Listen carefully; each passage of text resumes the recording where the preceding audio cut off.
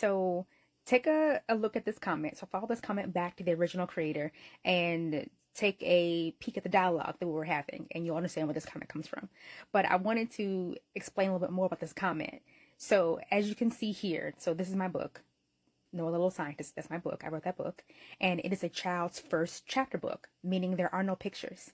So this book focuses on STEM, but also on literacy. So the kids actually have to read the book to understand what's going on.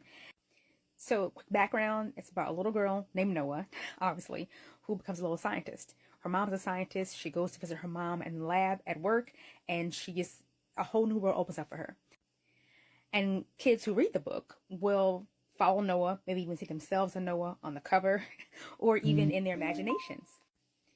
As a child's first chapter book, it is your child's opportunity to read their first story, their first chapter book, cover to cover, and understand everything without pictures. If they are beginning readers, they can even take, it's double spaced, so they can even take their straight edge, like we used to do in school, and move along each line and go line by line and learn to read that way, or practice their reading. It's great for reading time or reading circles in the classroom. If every kid in the class has a copy of the book, like we used to do in school, they can take turns reading a paragraph at a time or a page at a time. It's a quick read. And in the back, there's a mini experiment. So after your little scientist gets finished reading the book, you all can do the experiment in the back. Now, it is kid friendly. You still should have some adult supervision. But it is kid friendly. It is classroom friendly. So teachers can do it in the classroom as a large group. You can do it at home with your child in the house, do the experiments.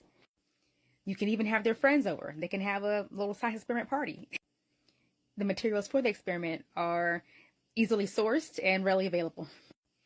Extra bonus, if your child just needs the reading practice, they can practice reading to you at bedtime. Have them practice their reading by reading you the bedtime story, or read this book as a story.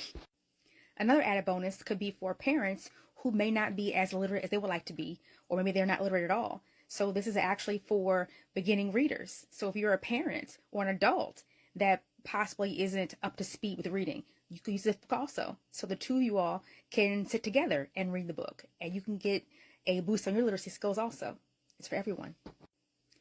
I've also written other children's books. They're activity books, crossword puzzles, Sudoku, etc. So I've authored several other books. And my purpose for doing that is because I want to, one, get young scholars engaged into the science pipeline or the STEM pipeline, but I also want them to focus on literacy.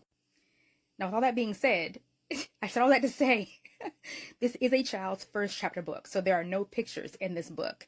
And I had a pretty good rating. Not many people have actually rated the book. They've been buying it, but not rating it. So if you buy it, please rate it. Let me know how you think about it. But my rating dropped because someone gave me a 1 star.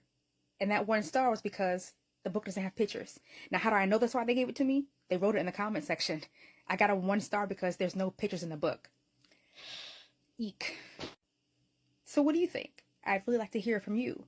Do you enforce or reinforce literacy when it comes to your child?